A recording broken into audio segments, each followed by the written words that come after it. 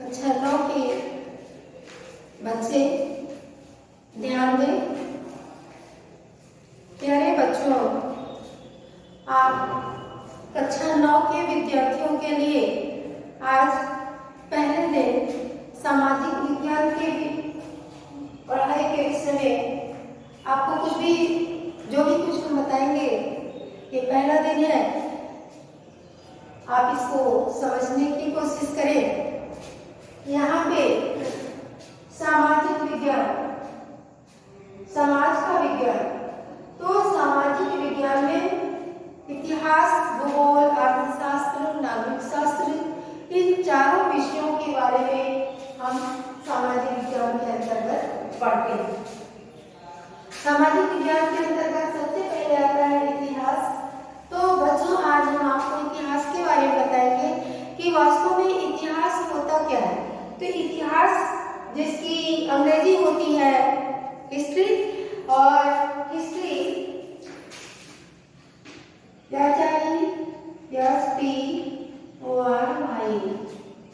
ये हिस्ट्री। तो हिस्ट्री जो है ये आपका इतिहास की अंग्रेजी है। और इतिहास के बारे में आपको पहले कुछ जानना होगा कि वास्तव में इतिहास होता क्या है।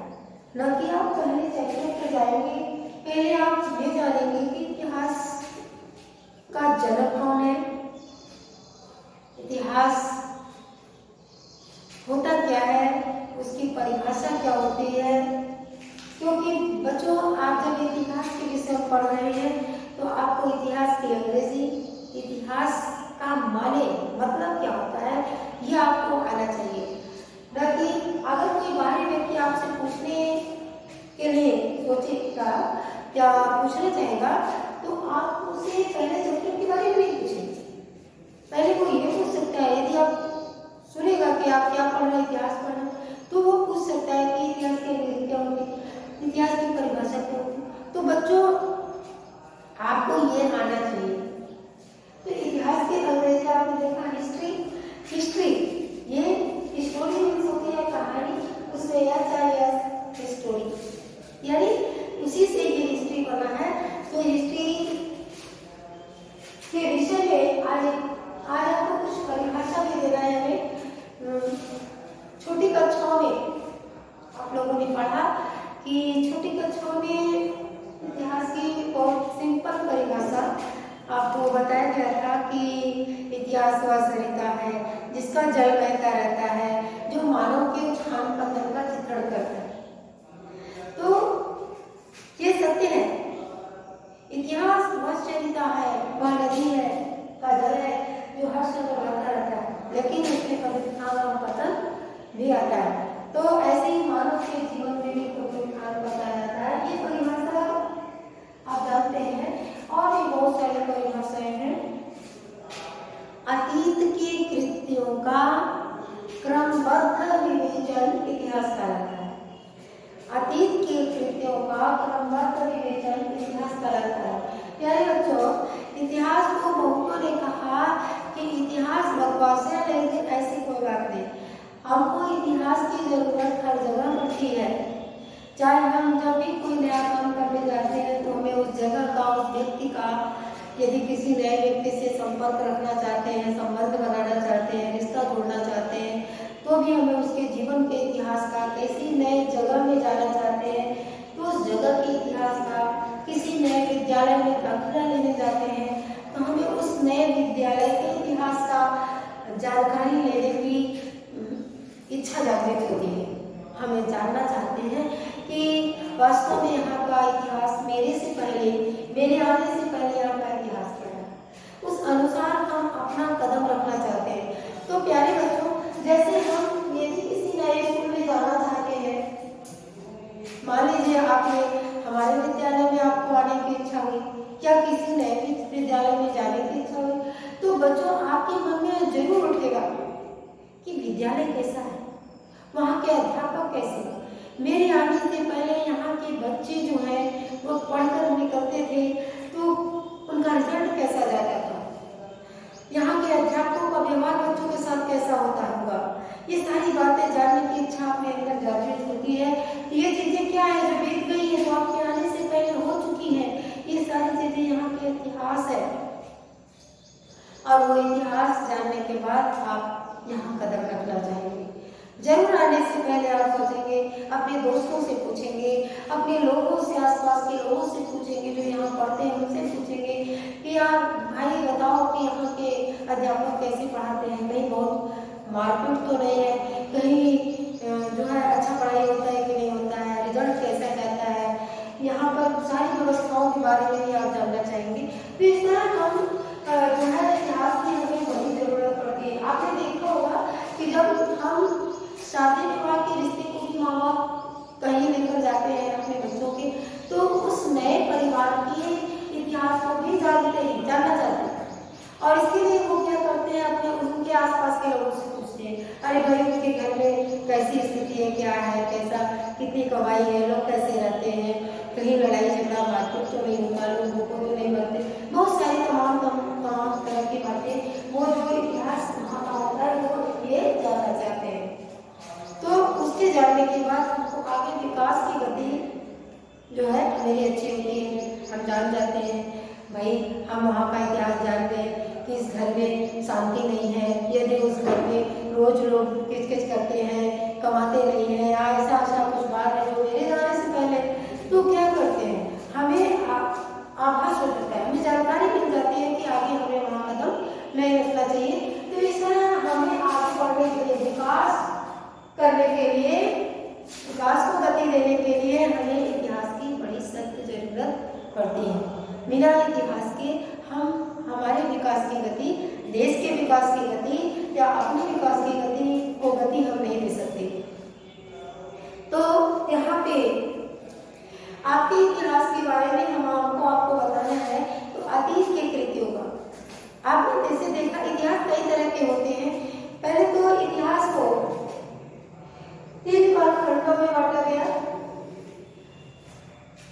तो प्राचीन भारत का इतिहास, मध्यकालीन भारत का इतिहास, आधुनिक भारत का इतिहास, इस तरह। लेकिन यहाँ आपको विश्व का इतिहास पढ़ाया जा रहा है। तो विश्व के इतिहास आप पढ़ रहे हैं, तो उसमें बच्चों आपने देखा कि आज तक जितना भी इतिहास लिखा गया वो किसी देश, किसी व्यक्ति के जीवन की गाथा, किसी देश के राजा, शासक, प्रधान की घटनाओं के बारे में, लड़ाइयों के बारे में, युद्धों के बारे में, ये हम लोग इतिहास में पढ़ते हैं। कुछ विद्वानों ने इस पर विचार किया कि कुछ देश में कुछ ऐसे भी लोग हैं जैसे खानाबदोश, चरवाहे और आदिवासी, ऐसे बहुत सारे लोग हैं जो चरवाहों की जिंदगी चराई करके दिखा रहे हैं। तो ऐसे लोगों के बारे में किसी ने लिखा नहीं, कई इतिहास को मिला नहीं। तो कुछ विद्वानों ने इस पर रिसर्च किया, तो उन्होंने जिसका इतिहास लिखने का इतिहासकारों ने प्रयास नहीं किया, उनका इतिहास बनाकर हमें कक्षाओं में प्रदान कर दिया कि लो अब इसको तो पढ़ो। तो हमें इन लोगों के आखिरकार, वो भी तो हमारे देश के हिस्से हैं, चरवाहे हैं, खानाबदोश हैं, जो घूम पर अपना जीवन व्यतीत कर रहे हैं, जहाँ कहीं उन्हें चारा पानी मिल रहा है वहीं अपना जीवन गुजार रहे हैं, जहाँ रहने लायक स्थान मिल रहा है वहीं रह जा रहे हैं। तो ऐसे भी बहुत से आदिवासी भी हैं, बहुत से जंगली लोग भी हैं। तो ये क्या है, ये भी अपने देश में निवास करने वाले लोग हैं और आज भी हैं। तो इनका भी तो अपना कुछ इतिहास होगा, इनका कोई इतिहास नहीं है, ऐसा तो है नहीं, इनका भी इतिहास है। तो इनके इतिहास के बारे में कुछ विद्वानों ने विचार करके इनके इतिहास के बारे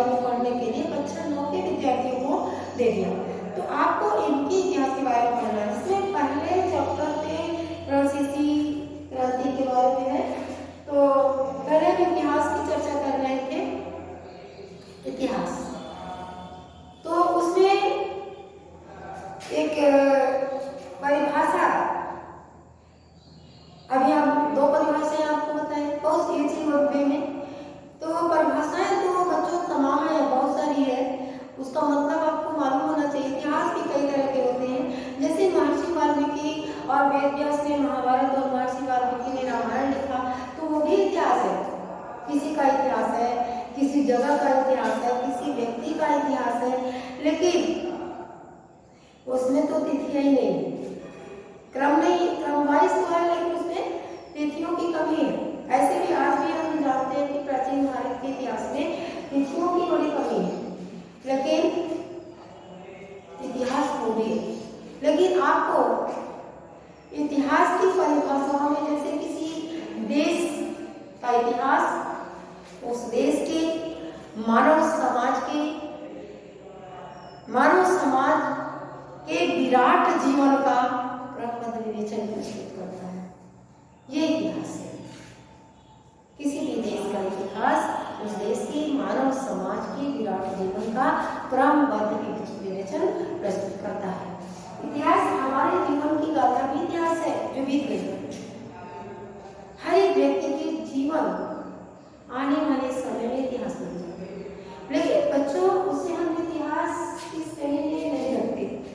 इतिहास तब होता है जब हम क्रम वाइज कहीं उसे लिख देते हैं, तो क्या होता है, वो इतिहास हो जाता है।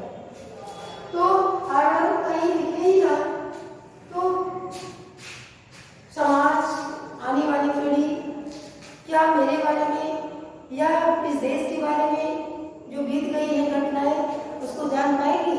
नहीं। तो वो इतिहास नहीं है। जब कहीं क्रम वाइज लिखा हम पाते हैं तो उसको न कहते हैं कि वो इस देश का इतिहास है, वो उस व्यक्ति का इतिहास है, तो ऐसे हम उसको इतिहास मानते हैं। अब हम आते हैं फ्रांसीसी क्रांति पे।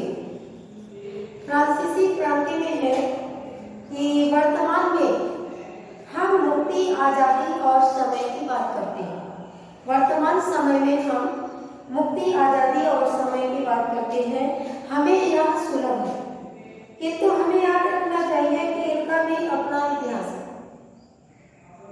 आज इस समय हम क्या हमने कहा कि मुक्ति, आजादी और समय की बात हम करते हैं और यह हमको सुलभ भी, लेकिन हमें इस बात का याद रखना चाहिए कि इनका अपना इतिहास होता है। फ्रांसीसी क्रांति के माध्यम से हम सब इसे अच्छी तरीके से जान सकते हैं। फ्रांसीसी क्रांति ने फ्रांस में राष्ट्र स्थापना कर दिया और नई व्यवस्था का उदय किया।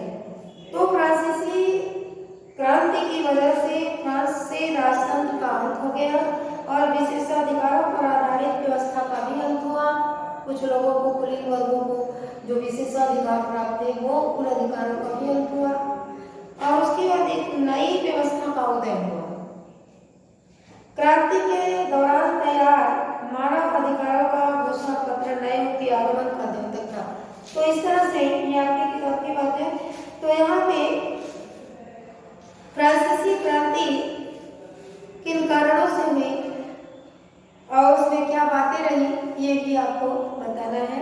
ये पहले चैप्टर पे हम आते हैं, फ्रांसीसी क्रांति। फ्रांस की क्रांति ये आपका पहला चैप्टर है। बच्चों, आप किताब जब खरीदेंगे उसमें आपके सिलेबस से कुछ चैप्टर कटे हुए हैं जिसको हमें नहीं पढ़ना पड़ेगा। तो यहाँ पे पहला चैप्टर आप फ्रांसीसी क्रांति पे आते हैं। वो जो चैप्टर कटे हैं उसके बारे में हम आपको बता दिया करेंगे। तो यहाँ पे आप पहले चैप्टर पे आए तो यहाँ बास्टील के किले की जेल का टूटना। बास्टील के किले की जेल का टूटना। तो पेरिस नगर में 14 जुलाई को 1789 में की सुबह में आतंक का माहौल बहुत था। उस समय पेरिस नगर में 14 जुलाई को 1789 में सुबह के समय आतंकी माहौल था और तत्कालीन उस समय सम्राट महाराजा था, वह सेना को शहर में प्रवेश करने का आदेश दे दिया था और जनता में यह चर्चा हो गई थी कि सम्राट ने सेना को जनता पर गोली चलाने का भी आदेश दे रखा है।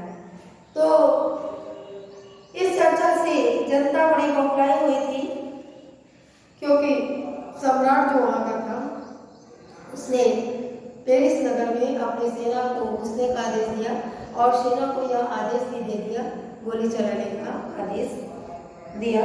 इस चर्चा को सुन करके 60,000 की संख्या में स्त्री और पुरुष एकत्र हुए और टाउन हॉल के सामने एकत्र हुए और जन सेवा का निर्माण करने का उन्होंने निर्णय किया।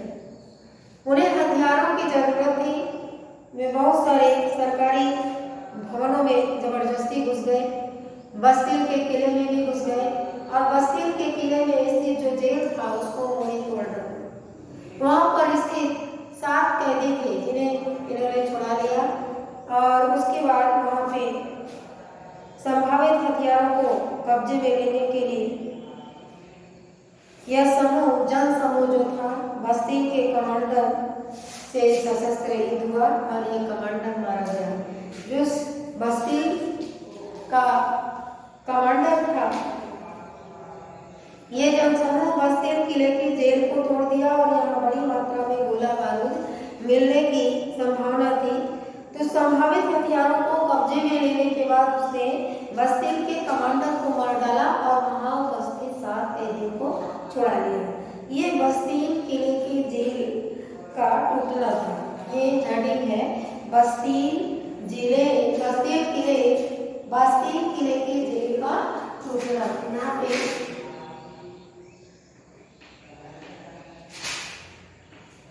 बस्तिल किले की जेल का टूटना।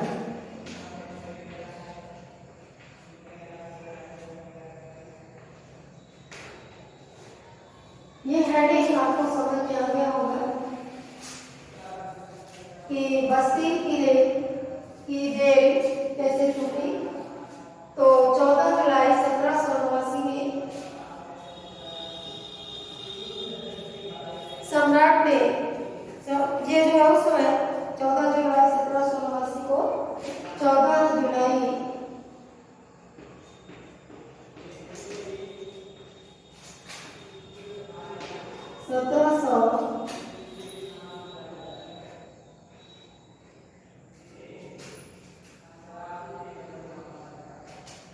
1789 को पेरिस में आतंक का माहौल था और वहां सम्राट जो था सेना को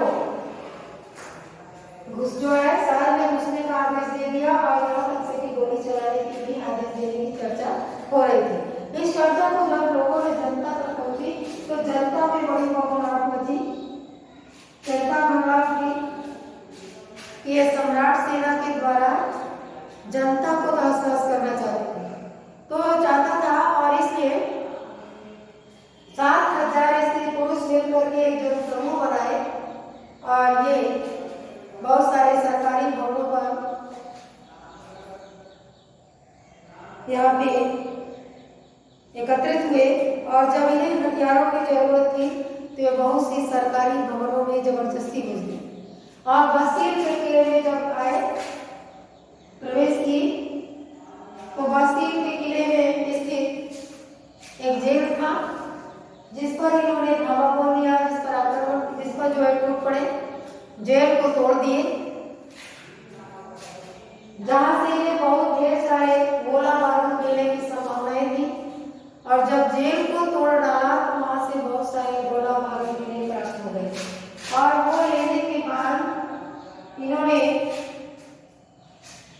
वहां बस्तिल के कमांडर को मार डाला और वहां उस जेल में स्थित 7 कैदियों को मुक्त कर दिया, छोड़ा दिया। इसके बाद इस हेडिंग के बाद हम आते हैं बस्तिल का किला। इसी में आप और जाने कि बस्तिल का किला लोगों के लिए घृणा का केंद्र बना था, इसलिए जनता ने प्रजा जो है ये जनसमूह तैयार था, इन लोगों ने किले को ढा दिया।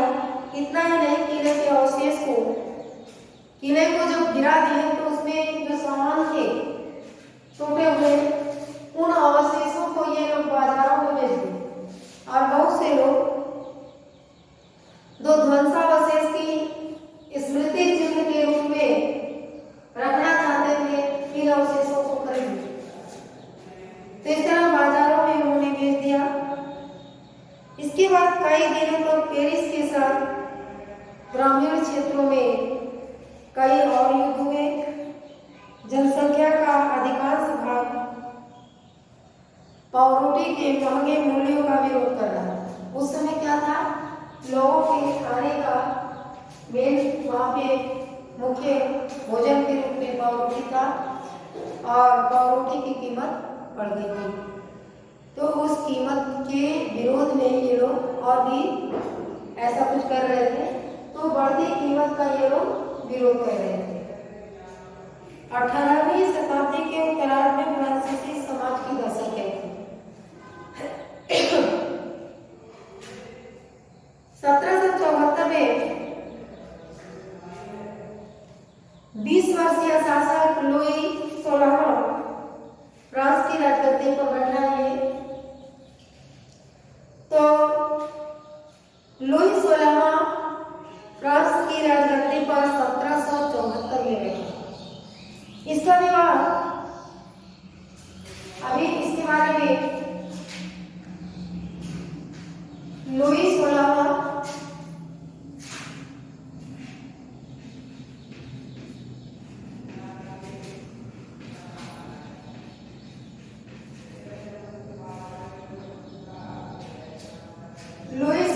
जो है वो 1774 में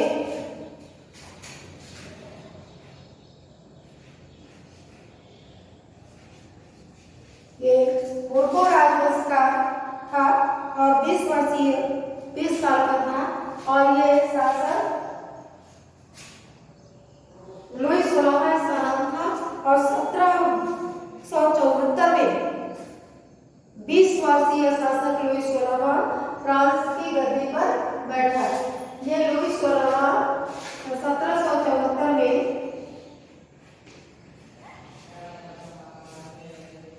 फ्रांस की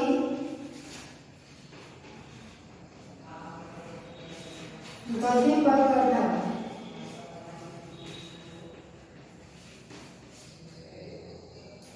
फ्रांस की गद्दी पर बैठा ये शासक था। और इसका विवाह जो है ऑस्ट्रिया की राजकुमारी मेरी एंटोनेट से हुआ।